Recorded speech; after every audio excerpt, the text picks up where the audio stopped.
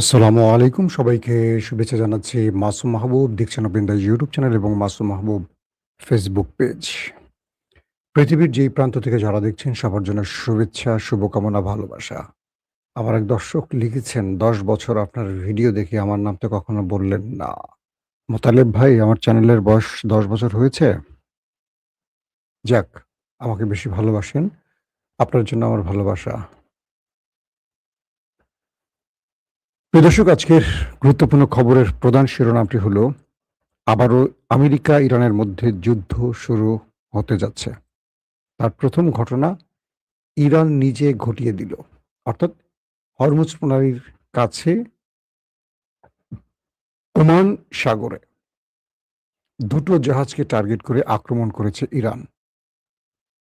America যে কোনো সময় আবার স্ট্রাইক শুরু করবে এবং সঙ্গে সঙ্গে ইরান মার্কিন ঘাঁটিতে আক্রমণের মধ্য দিয়ে আবার লড়াই শুরু হতে যাচ্ছে। কারণ আমেরিকাতে রওনা হচ্ছেন মিস্টার নেতানিয়াহু।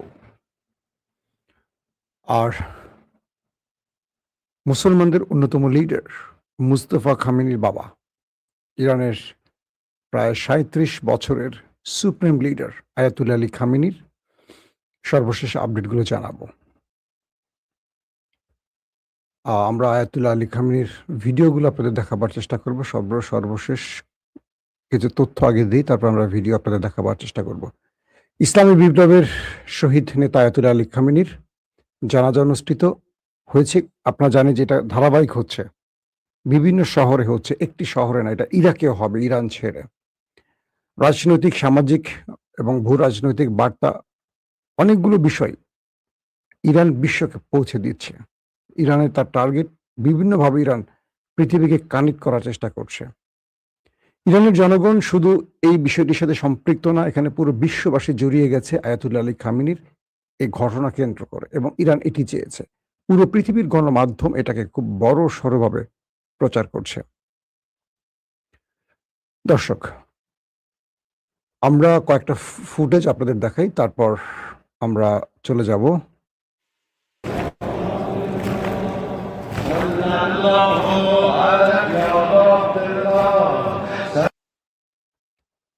আমরা মেহের নিউজের সৌজন্যে আপনাদের ভিডিওটা দেখানোর চেষ্টা করছি।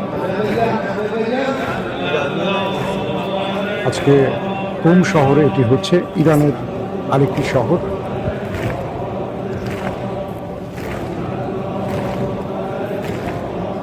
হাজারো মানুষ শোক জানাচ্ছে আয়াতুল্লাহ আলী খামেনির জন্য। এটি ইরানের মূল শহরের বাইরে আরেকটি শহরে হচ্ছে, অর্থাৎ কুম শহরে, এবং এটি কারবালাতেও যাবে, ইরাকের কারবালা, যেখানে আমাদের প্রিয় রাসূল করিম সাল্লাল্লাহু আলাইহি সাল্লামের নাতিরা শুয়ে আছেন। আরেকটি ফুটেজ।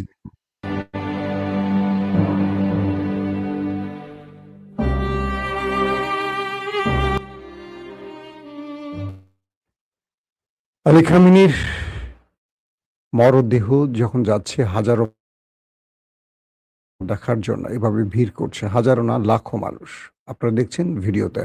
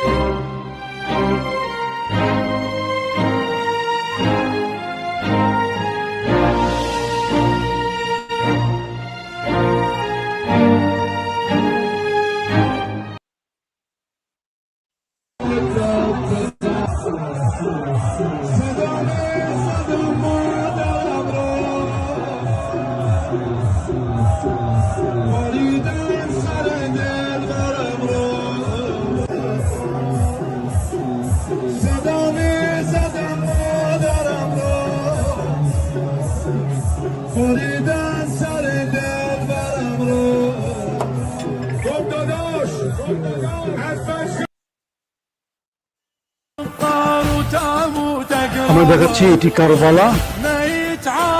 কারবালা অপেক্ষা করছে আলী খামেনির মরদেহের জন্য। আমরা দেখতে পাচ্ছি কারবালার দৃশ্য। কারবালা অপেক্ষা করছে সৈয়দ আয়াতুল্লাহ আলী খামেনির মরদেহের জন্য পুরো ইরাক তাকে এক নজর দেখার জন্য অপেক্ষা করছে।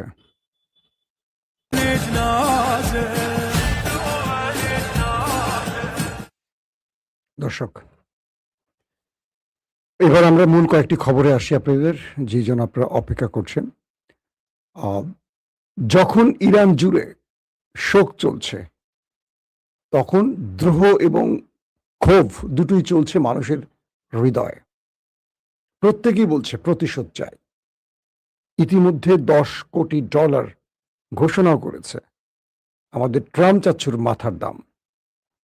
পাশাপাশি কিছু কিছু গণমাধ্যম, ইরান ইন্টারন্যাশনাল, যেটা যুক্তরাজ্য ভিত্তিক গণমাধ্যম, সেখান থেকে প্রচার হয়েছে আইআরজিসির গোপন নেতৃত্বে একটি বিশেষ স্পেশাল ফোর্স গঠন করা হয়েছে, যারা খোমেনিকে মেরেছে। ট্রাম্প, নেতানিয়াহু সহ কয়েকজনের অ্যাসাসিনেশনের প্ল্যান চলছে। এই খবরটি যদিও ইরান নিজেরা কিছু বলেনি এখন পর্যন্ত। এরই মধ্যে হঠাৎ করে ইরান হরমুজ প্রণালীতে যে নির্ধারিত রুট ধরে দিয়েছে, যে আন্তর্জাতিক জাহাজগুলো চলাচল করবে এই রুট ধরে চলাচল করবে, সেই রুট অতিক্রম করে ওমানের একটি বিশেষ রুট বহন করে দুটো জাহাজ সেখান থেকে চলাচল করার সময় ইরান তাদেরকে সতর্ক সংকেত পাঠায়। একাধিকবার সতর্ক সংকেত পাঠাবার পরও তারা ইরানের নির্ধারিত পথে ফিরে আসেনি। তারা সেই আমেরিকার দেখানো পথে পাড়ি দিতে গেলে ইরান তাদের উপর ড্রোন অ্যাটাক চালায়, এবং এর মধ্যে দুটো জাহাজের একটি কাতারের জাহাজ ছিল। প্রশ্ন হলো, কাতার কেন আমেরিকার পথ দেখতে গেল, বা আমেরিকার নির্ধারিত পথ বা আমেরিকার দেখানো পথে হাঁটতে গেল? বলা হচ্ছে যে ইরানের পথ ধরে হাঁটতে গেলে অর্থ পে করতে হবে, আর আমেরিকার পথ ধরে হাঁটতে গেলে অর্থ পে করতে হবে না। কিন্তু ইরান বলছে যে যেই পথ দিয়ে জাহাজগুলো যাচ্ছে সেই পথে তাদের মাইন পোতা আছে। তো এই জাহাজগুলো সেই পথ ধরে চলতে গেলে যে কোনো সময় বিস্ফোরণ হতে পারে সমুদ্রে। এতে সম্পদ, প্রাণ, অনেক কিছুর ক্ষতি হবে। তো ইরান মূলত চাইছে হরমুজে তাদের নির্ধারিত পথ ধরে জাহাজগুলো যাবে এবং এখান থেকে ইরান তার অর্থ আদায় করবে। এ তো আমেরিকা ইরানকে চ্যালেঞ্জ করে তারা নিজের একটা পথ তৈরি করেছে এবং সেই পথ ধরে তার মিত্রদের যাতায়াতের জন্য নির্দেশ করছে। ফলে সেই জাহাজগুলোকে টার্গেট করে ইরান হামলা করে। যখন ইরান হামলা করে বসছে, তখন অটোমেটিক বলা যাচ্ছে এবার আমেরিকা ইরানকে টার্গেট করবে। হয়তো আমি যখন লাইভটি করছি আগে পরে আক্রমণটি ঘটবে, আমেরিকার পক্ষ থেকে স্ট্রাইক। আমেরিকা যখন স্ট্রাইক করবে তখন ইরান আবার রিপিট মার্কিন ঘাঁটিকে টার্গেট করে স্ট্রাইক করবে। এর মধ্য দিয়ে আবার লড়াইটা শুরু হয়ে যাবে। এটা মোটামুটি বলা যায়। এখন আমেরিকা কখন অ্যাটাক করবে সেটা হয়তো আমরা একটু পরে জানবো বা রাতের সংবাদে জানাতে পারবো। এখন আমেরিকানরা বোধহয় ঘুমোচ্ছে না, একটু ঘুমাইতে দেয় তাদেরকে। আসলে কি হচ্ছে তাহলে? ট্রাম্পকে আবারও যুদ্ধে নামাবার জন্য আমার নেতা কাকু, আমার খুব পছন্দের প্রিয় নেতা কাকু, তাই না? আমার কি খুব প্রিয় লোক আপনাদের মনে হয় নাকি ভাই? আমি কথাগুলো বলি কেন বুঝতে পারছেন তো? আপনারা বোঝেন, আপনারা অনেক বুদ্ধিমান দর্শক। তো আমার প্রিয় নেতা কাকু, তিনি আমেরিকাকে আবার যুদ্ধে নামাবার জন্য আমেরিকা যাচ্ছেন, ইসরায়েল থেকে আমেরিকার উদ্দেশ্যে সফর করছেন। কারণ নেতানিয়াহুর সাথে ট্রাম্পের বেশ টানাপোড়েন চলছে। নেতানিয়াহু চাচ্ছেন সেই টানাপোড়েন দূর করার জন্য ট্রাম্পকে বোঝাতে, এবং ট্রাম্প যেন আবার যুদ্ধে ফিরে আসে। অর্থাৎ ইরানের সাথে যে সমঝোতাগুলো হচ্ছে সেগুলো বা যে শর্তগুলো মেনে নিয়েছে আমেরিকা, বা ইরান যে বিশাল অর্থ ফেরত পাচ্ছে, তার আন্তর্জাতিক নিষেধাজ্ঞা প্রত্যাহার হচ্ছে, হরমুজের টোল আদায়ের সুযোগ পাচ্ছে, ব্লাব ব্লাব ব্লাব, সব যেন বন্ধ করে ইরানকে আবার কোণঠাসা করা যায় এবং ইরানে যেন আক্রমণ করা যায়। তো এই জন্য মিস্টার নেতানিয়াহু আবার মার্কিন যুক্তরাষ্ট্রের প্রেসিডেন্ট ডোনাল্ড ট্রাম্পের কাছে যাচ্ছেন। ধারণা করা হচ্ছে নেতানিয়াহু ট্রাম্পের এই বৈঠকের পর মধ্যপ্রাচ্য আবার অশান্ত হবে। পাশাপাশি ট্রাম্প তিনি বলছেন যে আমি তো যুদ্ধটা শেষ করতে চাইনি, আমি যুদ্ধটা আরো লম্বা সময় করতে চেয়েছিলাম, কিন্তু আরবরা আমাকে সাহায্য করেনি। এর মধ্যে আমেরিকার নামটি বেশি সৌদি আরবের নামটি বেশি উচ্চারিত হচ্ছে। বলা হচ্ছে আমি যখন হরমুজ প্রণালীতে মার্কিন নেভাল ব্লকেড তৈরি করেছিলাম এবং এখান থেকে ইরানকে শায়েস্তা করতে চাচ্ছিলাম, আমার পুরো বাহিনী প্রস্তুত ছিল, কিন্তু আমাকে কোনোভাবেই সৌদি আরব সাহায্য করেনি। আমাকে সৌদি আরব তার ঘাঁটি ব্যবহার করে আক্রমণ করতে দেয়নি, যে কারণে সেখানে আমি ব্যর্থ হয়েছি। সৌদি আরবের সাথে আমেরিকার এখানে একটা বিরোধ তৈরি হয়ে রয়েছে, যে কারণে সৌদি আরব ছাড়তে চাচ্ছে মার্কিন সেনারা। শুধু সৌদি আরব নয়, আস্তে আস্তে গালফ ছেড়ে যেতে পারে আমেরিকা যদি ইরান তার প্রত্যেকটা শর্ত ধরে রাখতে পারে। অর্থাৎ ইরানকে যে শর্তগুলো দেয়া হয়েছে, ইরান যদি সেই শর্তগুলো তার পক্ষে রাখতে পারে, আর যদি যুদ্ধ না বাঁধে অথবা যুদ্ধ বাঁধলে ইরান আবার বিজয়ী হয়, তাহলে ধরে রাখেন আগামী কয়েক বছরের মধ্যে আমেরিকা মধ্যপ্রাচ্য ছেড়ে চলে যাবে, কারণ এখানে তাদের আর কোনো ইন্টারেস্ট থাকবে না। কারণ হরমুজ থেকে যদি ইরান টোল আদায় করে, তার উপর আন্তর্জাতিক নিষেধাজ্ঞা উঠে যায়, আবার আরবের সাথে ইরানের যদি ভিতরে বিভিন্ন চুক্তি হয়ে যায়, তাহলে আমেরিকা এখানে কি আঙুল চুষতে থাকবে? আমেরিকা থাকার কোনো প্রয়োজনীয়তা থাকবে না। তো আমেরিকা বলছে যে আমি হরমুজে ইরানের কাছে হেরে যাওয়ার প্রধান কারণ হলো সৌদি আরব। তারা ভেতরে ভেতরে ইরানের সাথে আপোস করে নিয়েছে আর আমাকে কোনো প্রকার সহযোগিতা করেনি। তারপরে যে বিষয়টি, ট্রাম্প বলছে যে এবার আর কোনো মামুলি আক্রমণ আমরা ইরানে করব না। ইরানকে এবার যদি আমরা আক্রমণ করি, সেটা হবে ওই নিউক্লিয়ার শব্দটা শুধু মুখে বলে না, ইঙ্গিতটা নিউক্লিয়ারের দিকে করছে বারবার। কারণ এ পর্যন্ত অনেকগুলো আক্রমণের পর আমেরিকা এখান থেকে কিছু পায়নি। প্রতিটা ক্ষেত্রে আমেরিকার পরাজয় হয়েছে। এখন নিউক্লিয়ারের হুমকি দিচ্ছে। আর ইরান সেই হুমকি মাথায় রেখেই আমেরিকার নাকের ডগায় আবারও গালফে, আবারও ওমান সাগরে কাতারের জাহাজকে টার্গেট করে আক্রমণ করেছে। আর এখানেই রয়েছে আমেরিকা ইসরায়েলের মদতপুষ্ট বাহিনী, তাদের সামনে এই অ্যাটাকগুলো হয়েছে। তো এখন ইরান তার পাওয়ার প্রেজেন্ট করেছে।